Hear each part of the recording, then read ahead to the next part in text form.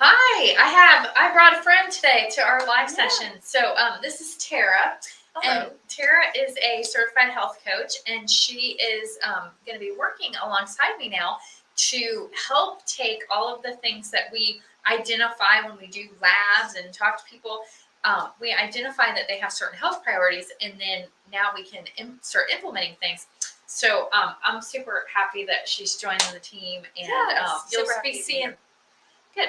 You'll be seeing more of her lately. Today we're going to be talking about a gluten-free, like this whole gluten-free thing. Is it a fad? Is it for real? What? Let's unpack it. And then the other thing that we want to talk about too is what if we really do think we need to be gluten-free? How are we going to do it? Because that is where health coaching, that's where the rubber meets the road, is how I like to think about that. So if we do decide that we need to be gluten-free, how are we going to make this work in our lives? We have jobs and kids and commitments, Absolutely. and all that kind of stuff. So as we go through the week, we get questions, and so I have a list of those questions, and we'll just kind of step through them and talk to them. So what was one of the questions that we got? Absolutely, yeah. So we had a viewer that wanted to know, eating wheat and bread goes way back in time. Why is it all of a sudden bad, Dr. Jenny?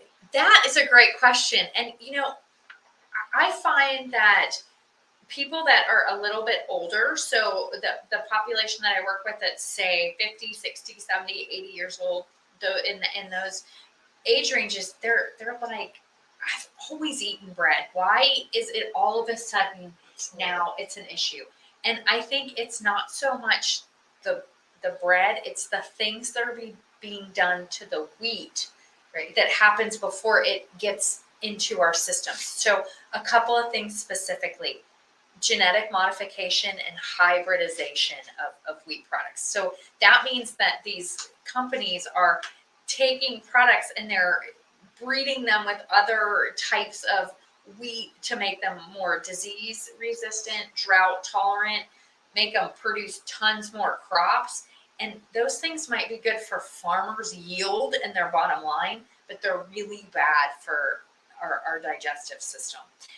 The other thing that's really happening, and that this just makes me mad, and because I really like bread, but is that crops are sprayed with something called glyphosate, and that's an endocrine disruptor. That's a big fancy way to say it messes with your hormones. And I did a whole topic on endocrine disruptors and what that means, but basically it's Roundup. It's Monsanto's Roundup, and they spray it on wheat crops. And so we end up eating it, and it makes our gut lining So much bloating. Yeah, lots of bloating. It messes with our gut lining, and it messes with our hormones too. Things like insulin and leptin and those blood sugar hormones and our female hormones. So I think it's not that it's the wheat itself, it's what's being done to it. And just know that on my radar for one of the topics coming up is, what if you really like bread and you want to be able to eat it? Is there any way to make it yourself with things that are a little healthier? So I am researching that.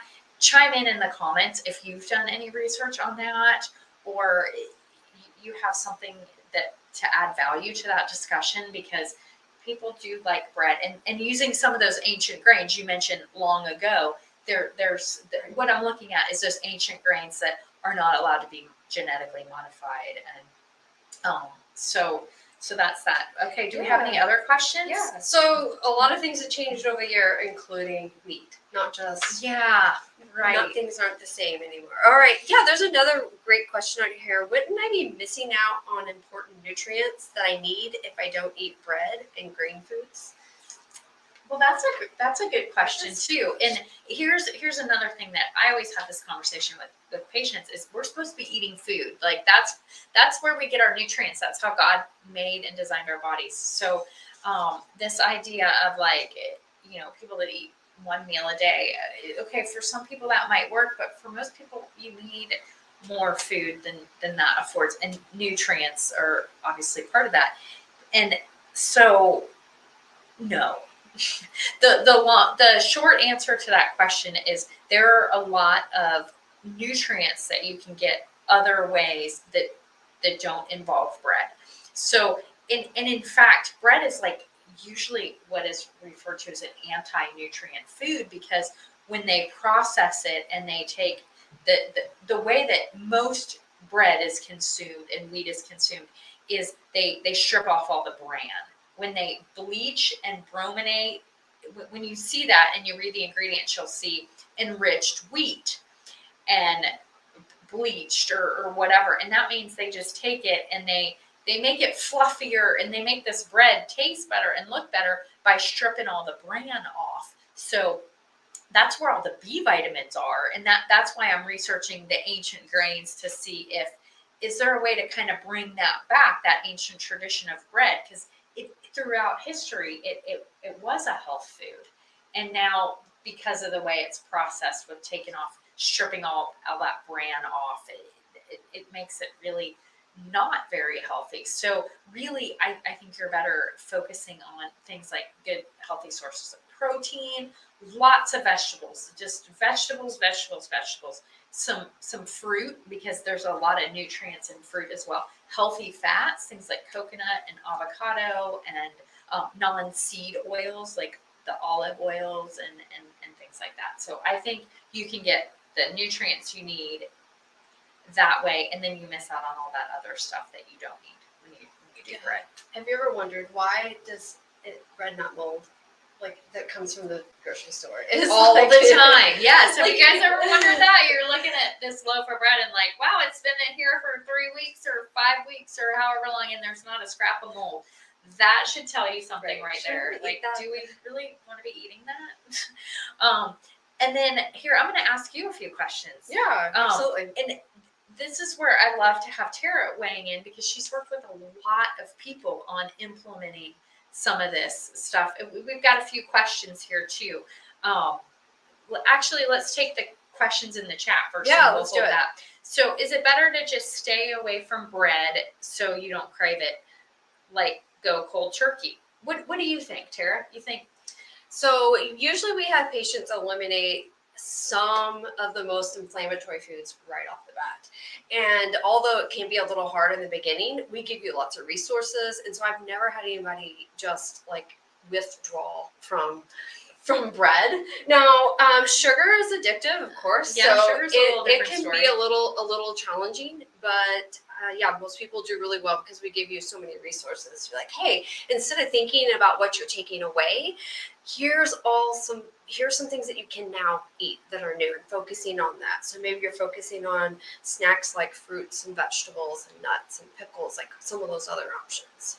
Yeah, and here's what I say too: is know yourself. Is like there are some people that do better doing things cold turkey all at once. It's like ripping the Band-Aid off. Some people do better like that, Yeah. and for some people, they know like, hey, I need to go on a gluten-free lifestyle, and I'm gonna start with, cutting back this week by 50%. The next week, I'm gonna cut it in half again, and it takes them a month to get to where they Sure. want to go. So, I kind of do better cold turkey and more all or nothing. That works for me better.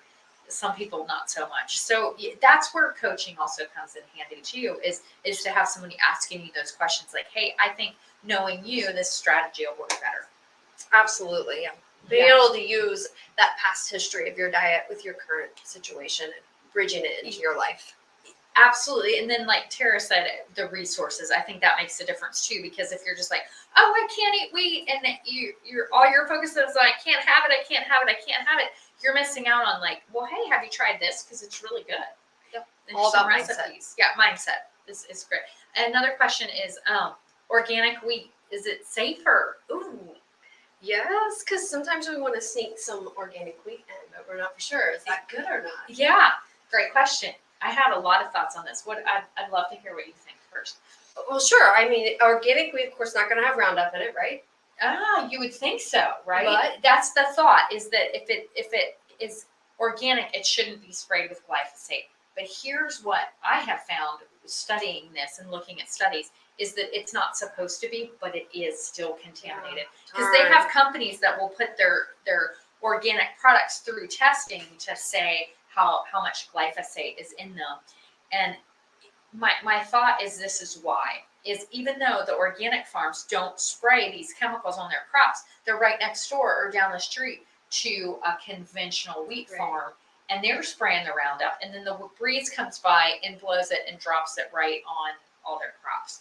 So do a little research on that, but like and I don't want to name brands because I just don't.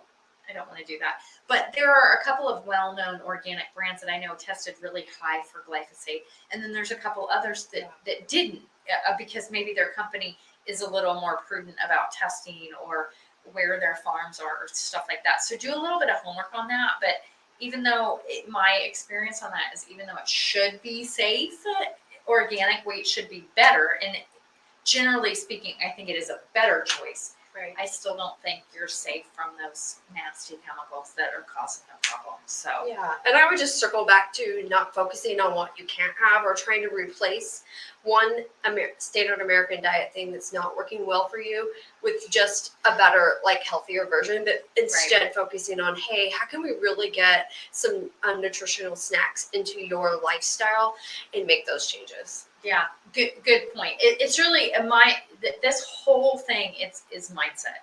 100% agree with that. Okay, so now I have another question. How do I go gluten free if I have a really busy life? That is so a Tara question. Yeah, I love this question. And so obviously meal prepping and planning ahead is going to give you a lot of good progress and thinking about it as progress and not perfection. And so you're getting towards those steps on what you're trying to do. But I always take snacks with me. I'm always taking things like I mentioned earlier, like nuts and seeds and apples with almond butter and pickles, all these things. I got these in my lunchbox or, in my car for the kids so that we can have some good choices and planning ahead. Yeah. The other thing that I'll just add to that is knowing what in fact has gluten in it and what doesn't. True. Like just reading your labels and knowing is half the battle. So many things you think, how in the heck can that have wheat in it? And you read it's like contains wheat ingredients, and you're like, whoa, I'm trying to avoid wheat. And so if you just do a little bit of homework, I think that helps a lot. Yeah. And always be prepared, like a Boy Scout. I love that. Right? So okay, and then what are some examples of gluten-free meals? Awesome. That's a good question. Right? Yeah, so last night, I'll just give you what we ate at our family. So last night we had some chicken stir fry. And so we had chicken with vegetables, lots of vegetables. And then for my kids, okay, rice is gluten-free and they're young and they can take that carb tolerance. Maybe not every person would be good with that, but you can also find ways to make kind of staples for your family, or maybe even rotation of meals that you like, and then adding in some higher carbs for your kiddos so that they don't feel like they're missing out on gluten. My kids actually love rice. They're always asking for always. Chicken stir fry. It's always a hit in my family. Yeah, and I know like our kids are about the same age and they're in those really active growing like preteen, teenage years. And so, all of our kids are doing hours worth of sports at times on the weekdays and on the weekends. And so can they eat a few more carbs? And we stand around and sit around in this office and we try to get up, like we're standing right now and trying to just, move around and about, and we both work out and stuff like that, but still they're just growing and they need more carbs. So that's another thing that I use when I coach my patients too, is this has to work for your whole family, right? So even if you're doing gluten-free and say your husband isn't on board or your kids aren't on board and they're like, I'm not doing that. Right. Just have them add those things in with gluten and you take them out. So the staples, like I think that was a really good point. The staples of the meal stay the same. So get some good healthy proteins in there, get lots of vegetables, have a little fruit. And then if they want to add in the, say they want to add in the rice or they want to add in some noodles or whatever, and you're not going to do that, but they can, and it can round out their meal and you can still meet your health goals and succeed the way you need to do it too. One of the questions that nobody asked this time around, but I just want to make sure I hit on this because it's a big deal, especially in the population that Tara and I see and serve, is the connection between gluten and the thyroid. Absolutely. There is a protein in gluten. It's called gliadin, and it looks a lot like the thyroid. And so, if somebody has an autoimmune thyroid condition and they have a leaky gut, which is almost always goes hand in hand, and so you're eating these gluten-containing foods and they're leaking out into the bloodstream, your immune system looks at that protein, that gliadin in the wheat, and says, "Oh, I need to attack this because it's in my bloodstream."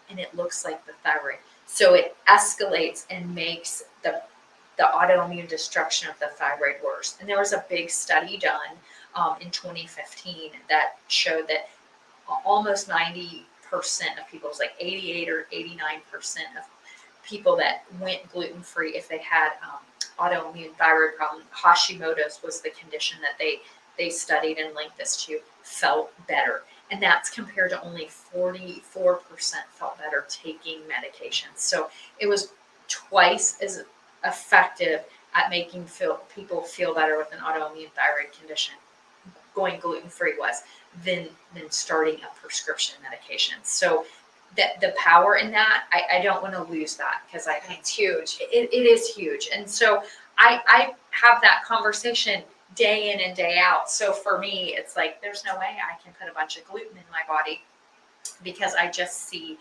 how much better people feel and how much it really can damage their thyroid. So I always tell people, if you have or don't want to have a thyroid problem, cut out the gluten. And the nice thing is, on your labs, we run that lab, so we can know, does this patient have that issue? Yeah, and how that's a important great is point. gluten to removing it from your diet. Yes. So on the labs, we always do a full thyroid panel, and both of us have a lot of experience in the lab testing world and using that to drive our clinical decisions. Because it's one thing, if you went on, if you just watched all these lives and things on social media about who's given up what, and before you know it, you couldn't eat anything, right? Because Right. one person's So saying to give up confusing gluten, and one person's saying to give up dairy, and one person's saying give up lectins, and another saying to give up nightshades, and then you got no carbs, and then you've got vegan, and Then you're like, all I can eat is lettuce. yeah, I'm gonna have to go out in the backyard and grab some lettuce, and that's it. But what really we find is when we talk to somebody first before we give them dietary advice, and then look at their labs, we know how to communicate with them that says, look, these are the strategies that are going to be really important to you, and they're based on your unique what's going on with you. So a full thyroid is part of that. And and along with looking at all the other markers. I would also like to add that I've run a number of really fancy, cool tests called a wheat zoomer. And that just is a big fancy way to ask how much tolerance for gluten somebody has. It looks at all the different kinds of proteins that are in wheats and breaks them down and says, like, you shouldn't consume wheat because you have a problem with this protein, or it's going to make your skin itch, or it's going to make you bloated, or it's going to make you have ADHD type symptoms where you can't focus and brain fog. And for most people, it ends up being kind of overkill, because we can try an elimination of wheat and get a lot of the same information, and it saves a significant amount of money because it's a pretty expensive test. But I've run enough of those to know I've never had one come back and say, oh, you should eat all the gluten you want. They always come back with a reason not to eat wheat. And even like my own, I ran that test on myself, and it had, like, mine was skin reactions. It was saying that if you eat this, your skin will, and you know, I notice if I eat a little bit of gluten, I get these little bumps right there and things like that. Chicken skin. Yeah, the chicken skin. And so, you know, I would have never connected that had I not. Well, I mean, I know this because this is what I do, but like for most people, they're not going to connect, like, oh, I got a few little bumps there, and that's the wheat and things like that. So just all to say, I think most people do better on a gluten-free diet, and hopefully this gives you a few tips and things. If you're coming back to this after the fact, or you're listening live and you have a favorite gluten-free recipe that you want to just put in the comments, because we're all on this journey together. Yes. And anytime, if you have something that you like and enjoy, chances are there's a whole bunch of us that would like that.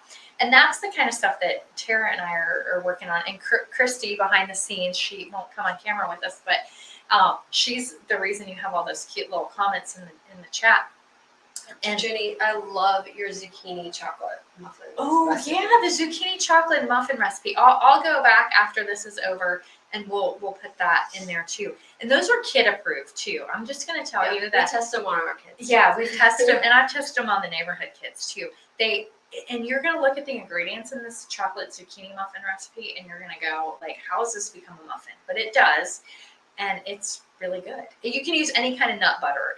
The almond butter is the one that we have in the recipe, but I've done it with cashew butter because I have a daughter who's really allergic to almonds, my older one, and so anytime she's gonna be in the mix, that's a no-no. But cashew butter, I've even used peanut butter and a whole bunch of different other hazelnut butter, different kinds of nut butter. So whichever one you want.